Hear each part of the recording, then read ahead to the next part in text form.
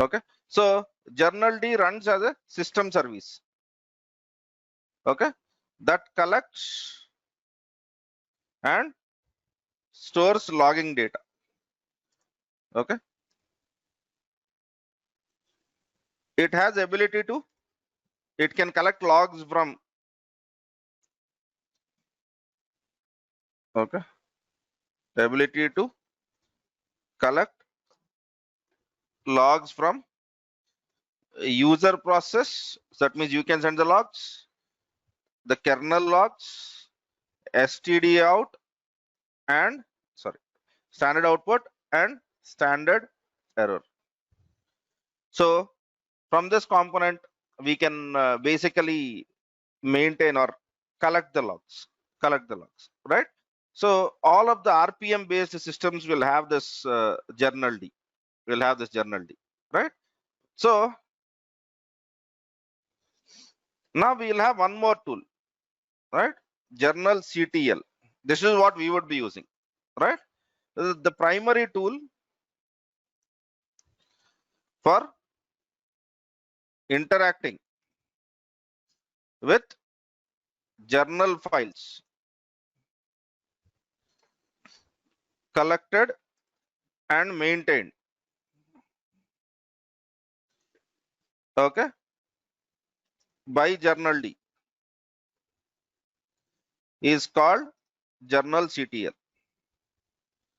Okay, so journal D is a daemon that collects logs, and journal CTL is something where we can get the logs, right? So there are some of the journal CTL commands. So let me quickly go ahead into AWS machine and start one Ubuntu and CentOS machines. Okay, one CentOS and one Ubuntu node.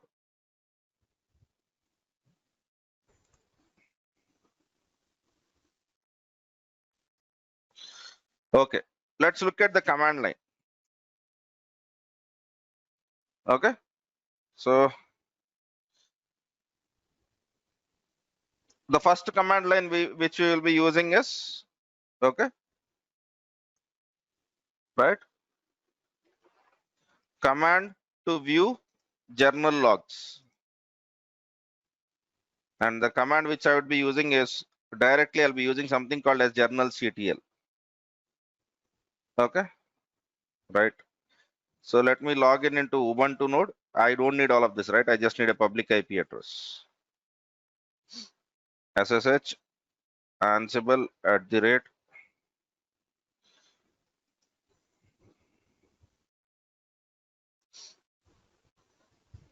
okay. So the first command which I am executing is sudo journal CTL. So are you seeing logs? When you click enter, it will show you all the logs, right? These are all the logs which come from various different sources. Okay. But this command will not be really helpful for us because it shows all the logs. If you see, this is a very heavy file. Okay. So now let me also log in into CentOS machine.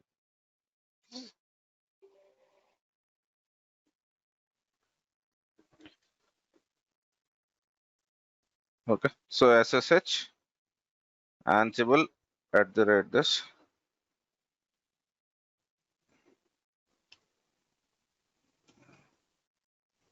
Okay. Now let me execute sudo journal CTL.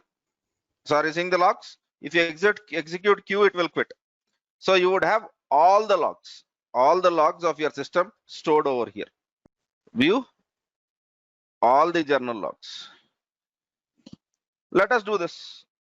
Display most recent 10 journal logs. This makes sense, right? Whatever is happening quite recently. So journal CTL. Okay, you should have add sudo -n 10. Now sudo journal CTL hyphen N 10.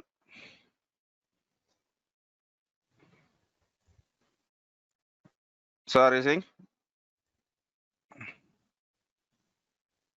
we got the logs. I lost the screen.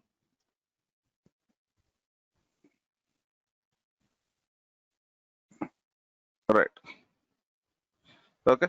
In the same way, let me also do the same thing over here.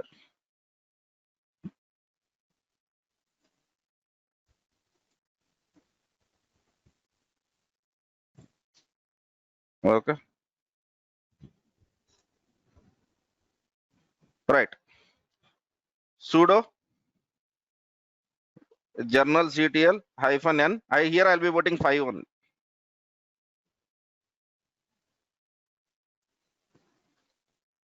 So am I clear? So can we find out what are the recent logs that are generated on our machine?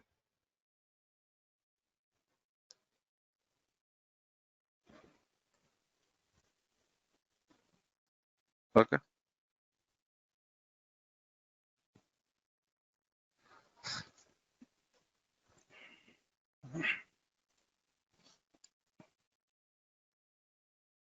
Right.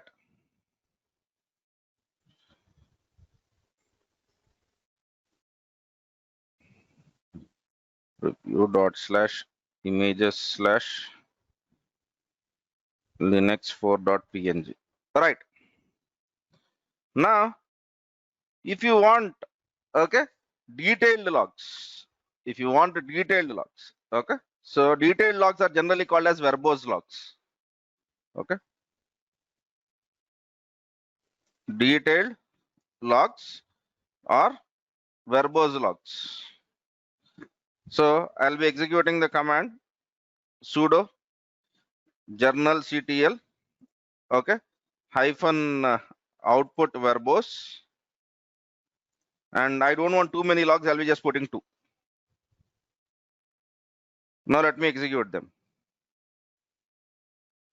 Execute queue. Right, you will have loads of information. Okay. And in the same way, I'll be executing the same command over here. Right. Sorry, Singh. This is a more elaborate version of your logs. So whenever you want to view the logs, which have been generated quite recently, this would help out. But even this could not help you. Even this might not be helping you too much. Okay. Right.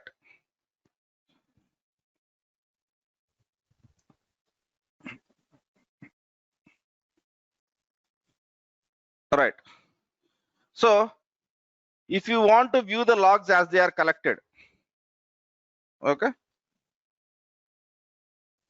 If you want to view the logs as they are collected, okay, then execute this command sudo journal CTL hyphen F. Sudo journal CTL hyphen F. Let me quit over here.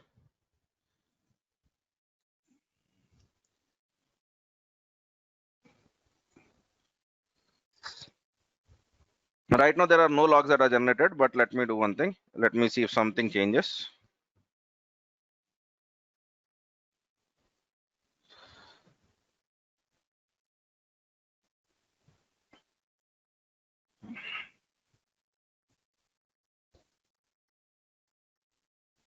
Okay, these are system logs, right? I don't have, but whenever you basically open these logs, you will be able to understand. Then execute Control C to come out of it. Okay, but generally the most interesting ones come over here. Okay, this I am not even running. I want you guys to run it out. All right. So view journal logs. Okay, that since last 6 days or last 5 days. Okay, this is where story becomes interesting. sudo journalctl ---- since equals to 5 days, sorry, 5 days ago. Okay.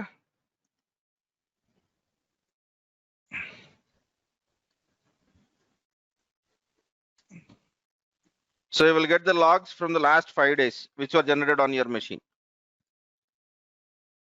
Okay. Okay, right.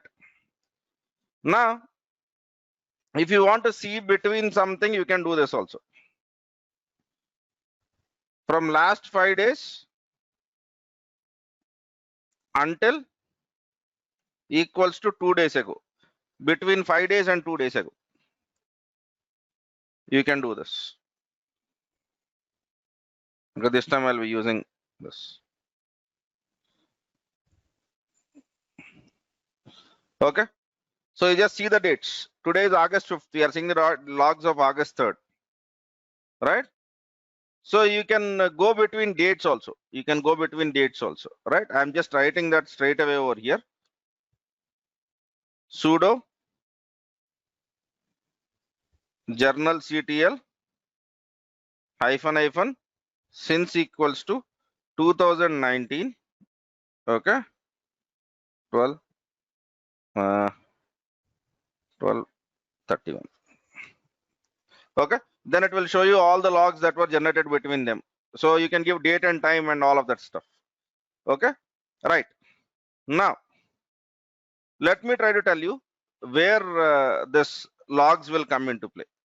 Okay. So whenever you have some certain logs which were basically generated by certain process.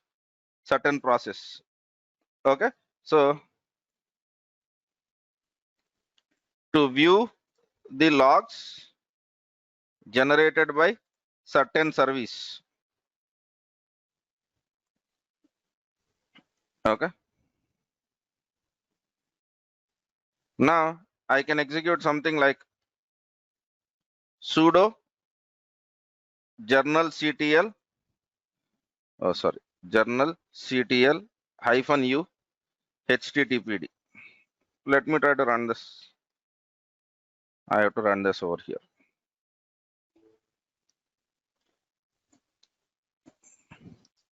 So are you seeing there are some Apache logs, right? Similarly, there will be one more stuff which is called as SSHD. So are you seeing SSH logs? Yeah. I'll just give the screenshot of this. This is more than enough, right? So this is what we would be using mostly. Okay. Generally, when we run Tomcat, we would see Tomcat is failing, and we want to understand why Tomcat is failing. So we want to look at logs. So we will open these logs in verbose mode from the dates, and then we should be able to see the failures. Right? Am I clear on that, sir?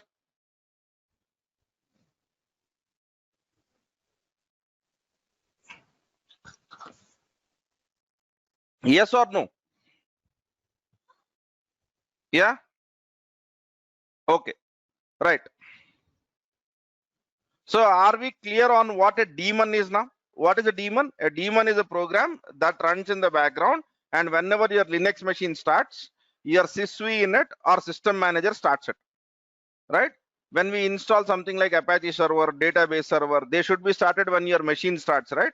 So we will ensure that they are controlled from systemctl or service command.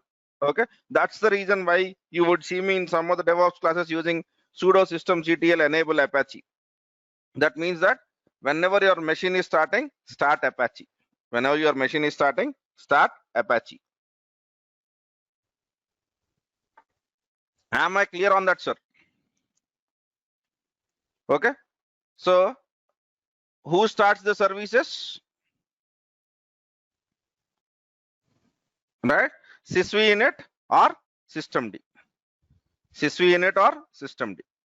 Am I clear on this? Right, sir.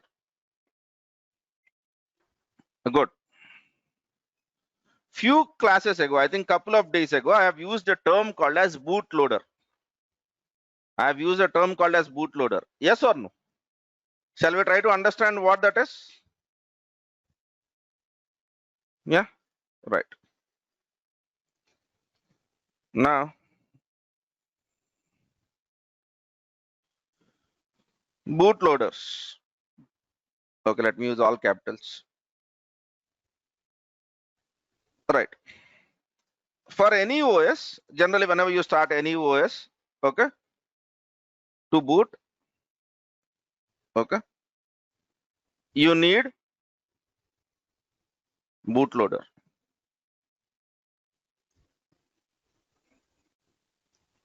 Right. So what is this bootloader?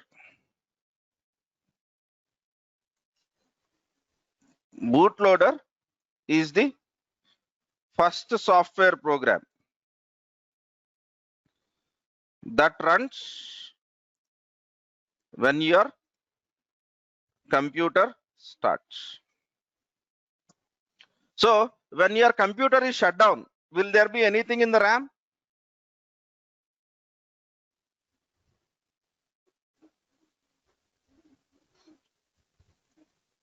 No, right? Good. Thank you. Right. So now what bootloader will do is, bootloader is responsible for handing over the control to, or control of the system to, operating system. Let it be Windows, let it be Linux, let it be any operating system, we will have bootloaders, right? So where will this bootloader be? Okay, so typically this bootloaders,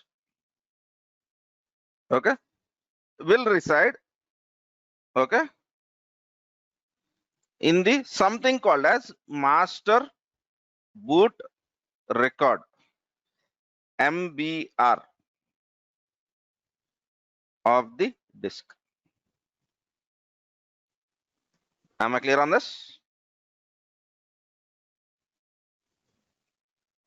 Okay, so there is something when on your hard disk, whenever you install an operating system, a master boot record is created. Okay, and it knows, this bootloader knows how to get the operating system up and running. Am I clear on this, sir? Okay, so in Linux systems or in Linux distributions, I'll be writing it as Linux distros. Okay, most widely used bootloader is called as grub. Have you came across this term called as grub?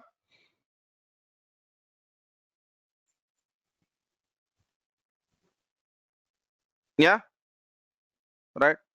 So this grub is basically, okay, nothing but a bootloader, nothing but a bootloader. Okay, so grub has two versions. Okay, grub comes in two versions. One of it is called as grub legacy, sorry, grub legacy. The other one is called as grub version 2. All right, or popularly some of the people also call it as grub 2. Yeah, right. So basically what happens over here is something which we are trying to understand. What happens over here is something which we are trying to understand. Okay, so this grub is designed, okay, and it is used in different distributions. If you take Fedora, if you take Red Hat, if you take OpenSUSE, if you take Debian, if you basically take CentOS, you take anything, basically all of this are compliant with grub. Okay, so grub cannot aim for a particular distribution. Grub is not written for Red Hat, grub is not written for anything. Okay, right. So now grub aims to be compliant, okay, Grub aims to be compliant with multi-boot specifications and offers many features. Okay, so Grub cannot be basically tied to one kind of an operating system. Okay, so now let us try to look into this. The Grub legacy. Grub legacy is older Grub. Okay, whenever you take Grub legacy, here what happens is, okay, Grub is used for booting. So boot process happens in stages. Okay, and each stage is taken care by special Grub image files. Okay, each stage is basically specified, okay, by a special Grub image file. Okay, now let us try to understand this. So let me go to Red Hat system, or let me go to Ubuntu system, and let me execute this command. Sudo dpkg -l, list me everything. Okay, grep -i grep. Don't worry about what that grep is. I'll try to speak about in a different stuff. So are you saying, right? There are some versions of grep that are basically running. Okay, the same thing I can basically do on a Red Hat machine, but in Red Hat machine I have to use a different command. Sudo rpm -qa grep -i grep. Don't worry about this command, we really don't need this. Okay, so this is basically what is happening. Okay, so whenever you see 2 over here, this is grep 2 version, or it is the latest version of grep. It is not legacy version of grep, right?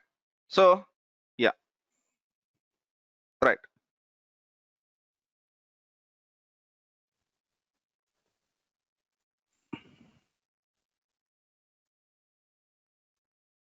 Right. So let me try to speak about conventions used in grub. Okay, so whenever you are booting, okay, your operating system, does it needs to know about devices, the keyboard connected to your system, the different devices like hard disks, floppy drives, etc., that are connected to our system, or is it not required? Yeah, it is required, right? So grub has its own special way of referring to devices. These devices could be optical disk drives, these could be hard disks, and so on. Okay, the device name has to be enclosed in parenthesis. Am I clear on this? Okay, so what grub does is, grub starts numbering its devices and partitions from 0, not from 1.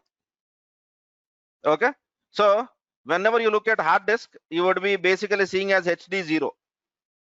Okay, that is basically the naming convention. Okay, so let me write it as this example. All right, hard drive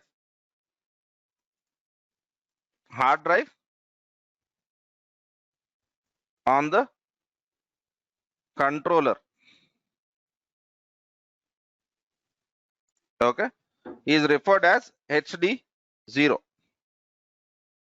Okay, so where HD means hard disk and 0 is the enumerated disk since it starts from 0, since it starts from 0. Okay, right. So generally we will be installing grub only once, and any modifications in the grub can be stored in a text configuration file. Okay, so let us basically try to understand that, but I'm speaking about grub legacy, but let us try to understand about grub 2 and then I will get into configuration files, right? So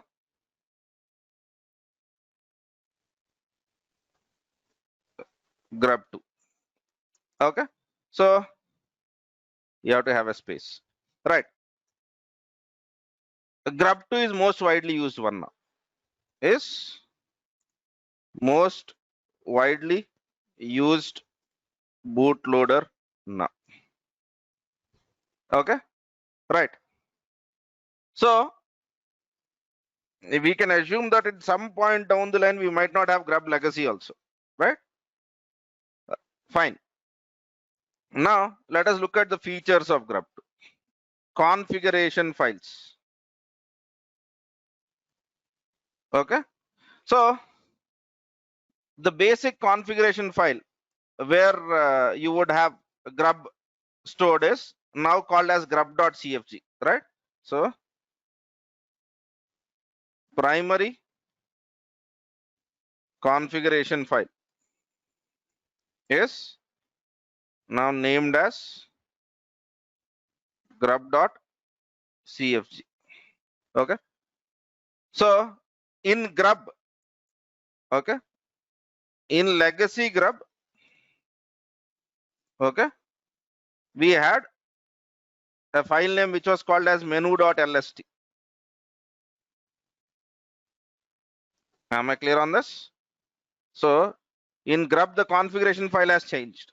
Guys, is my voice breaking or is it Abhishek who is facing that problem?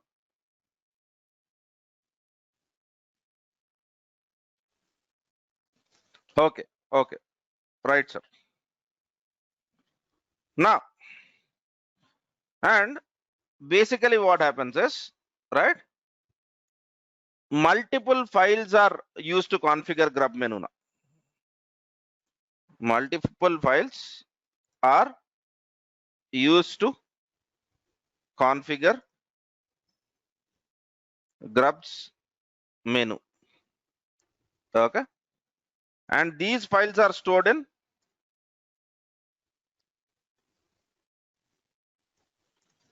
etc/grub dot d slash.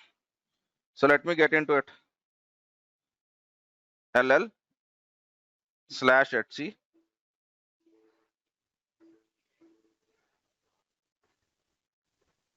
Okay,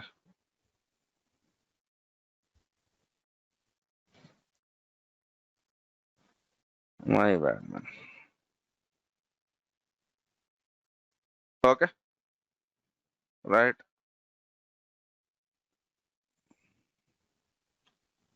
Sudo ls -l etc grub dot d. So are you seeing the files now?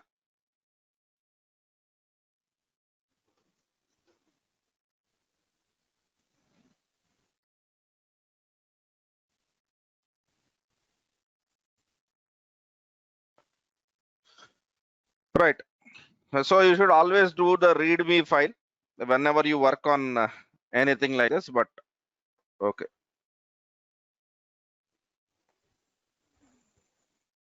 Oh, here it is 6 and here I should be using 7. Okay, right. Now if you want to understand what are the important files in this, okay, so this 00_ header, okay, what will this file have is this file has sets the default values for some grub variables. We need not know all of this, but I can't skip it, man. Let us learn. If you don't understand, it is okay, right? So here you might have something like graphics mode. What is your default selection? What is your timeout and all of that stuff? Okay. So now there is one more file which is 10_Linux. Okay, I'm just speaking about important files. 10_Linux, right? So this helps to find all the kernels on the root device of current operating system. Okay, so it will try to tell grub where to find the kernel, okay, right. I'll not get into more than this, but if you are interested, you can basically go ahead and look into all of that. My recommendation would be look into the readme file. Okay, so if you want to edit, okay, let me write about this one also. Okay, so 40_custom, right? So if you want to change the boot process, this is where users can edit and store custom menu entries. Custom menu entries. Am I clear on this, sir? Okay, right. Now, partition numbers. Okay, partition numbers used to start from where? 0 in grub legacy. Yes or no? HD 0. That is what I have referred to. Yeah? Yes or no, sir?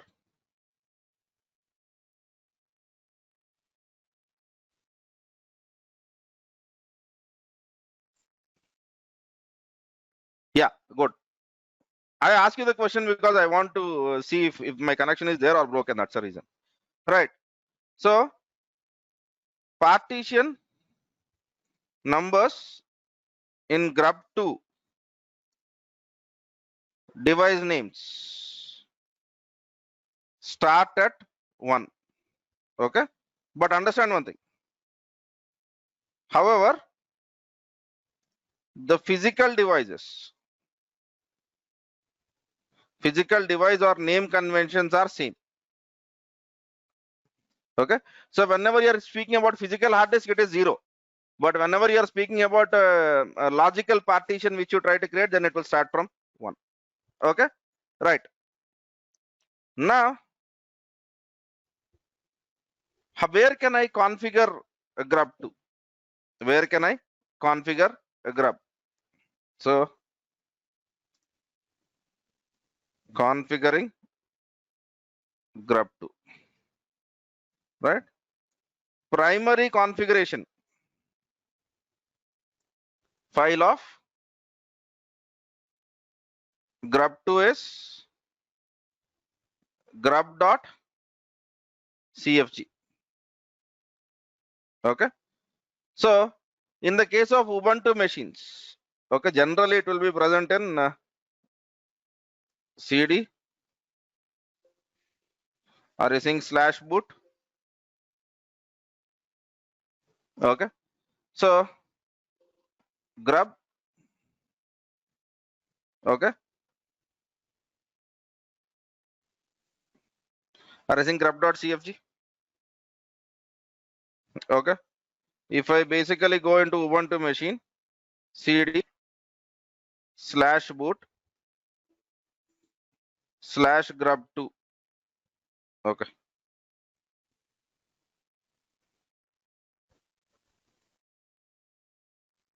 let me become a root user so that I'll not have this access problems. Okay, cd /boot /grub2, and if I do ls over here, or ls-l, so using this grub.cfg. Yeah, so if it is grub2, that means that it is they are working on grub2 version. If you are just saying grub, that means they are using the legacy version. Am I clear on this, sir? Okay. So grub2.cfg, which is generally located in /boot /grub2 and grub.cfg. Okay, right. So basically, right, as I said, it will try to parse all the entries that are present in etc/grub.d, etc/grub.d, right? So if you want to see how a grub.config file looks like, let me show you the Fedora's one, or the CentOS's one. Cat grub.cfg.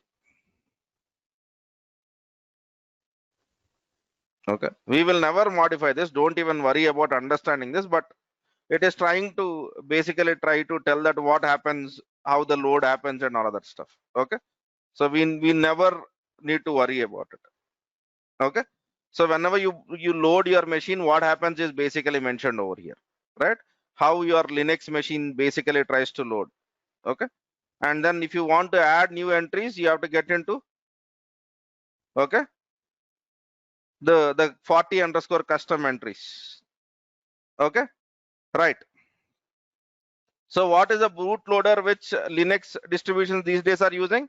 They are called as grub. Okay, so what will grub do? Grub will find kernels. Grub will find all the kernel files, and once it finds the kernel files, okay, so the kernel will be loaded. Kernel will be loaded into your RAM. Kernel will be loaded into your RAM. And once the kernel loads into your RAM, then that's where the init process starts. Okay, from init process, either sysv init or systemd gets started. Either sysv init or systemd gets started. Now, is there the whole entry clear? Okay, so what happens during the boot process? In your hard disk, there will be somewhere master boot record. Sir, I cannot draw a diagram, sir. Okay, because this is too much. Okay, so basically, in your hard disk, you will have a master boot record. Okay, and that is where you will find a bootloader, and that bootloader will have different grub entries. Right, in one of the grub entry, there will be a file location which tries to tell that where are kernel files. And now that kernel will be loaded into your memory. Once the kernel gets loaded into your memory, then either systemd or sysv init gets started, depending on what you have configured. And now we already have looked into that systemd can basically start services. They can start disk mounts. They can start different kinds of services which I have mentioned. And that is how the whole Linux machine starts. That is how the whole Linux machine starts. Am I clear on this, sir?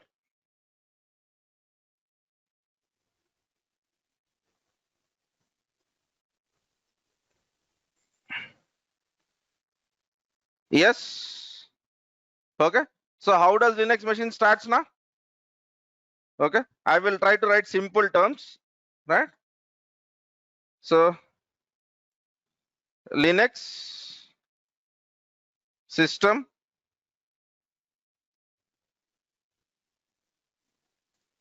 starts. Okay. Right. What is the first program that gets started when you switch on the stuff? Grub loader. Okay. Located in master boot record is started. Grub loader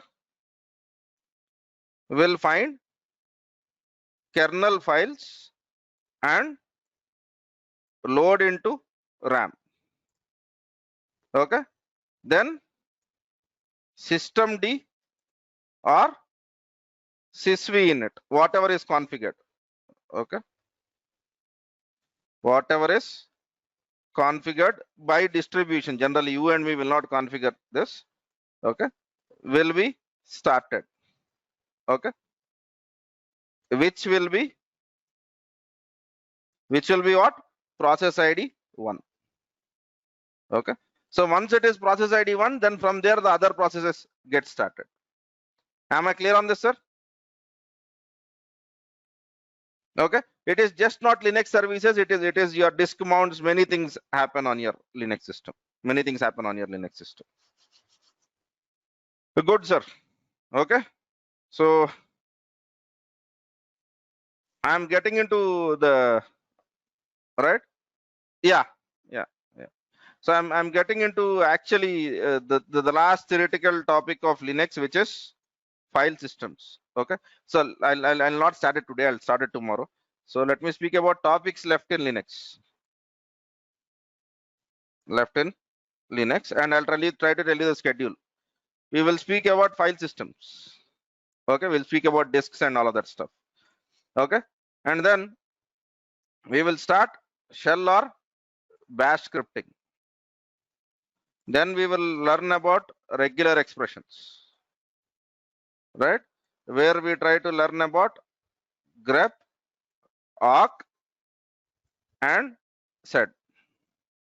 Okay, then we will worry about cron tab. Okay, so these are our topics, and this will approximately take at least nothing less than a couple of weeks, right? So it would for sure take 2 weeks, 2 weeks of time, right? Then we will get into Windows side of the world. Okay, we have been discussing Linux for too much of time.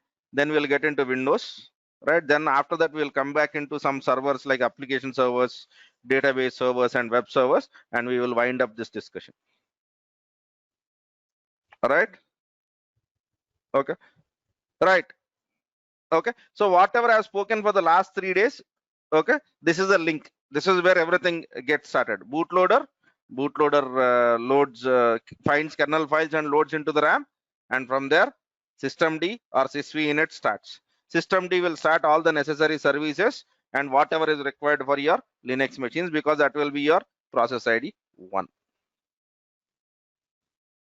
Yeah. Okay, sir. So I think I'll stop it at that. Right, tomorrow we'll be starting with the Linux file system. So what are file systems in Linux, and what are the different types of file systems which we have, and how to deal with the file systems and all of that stuff. Right? Yeah. Thanks for watching. For more videos, subscribe our channel and click on bell icon.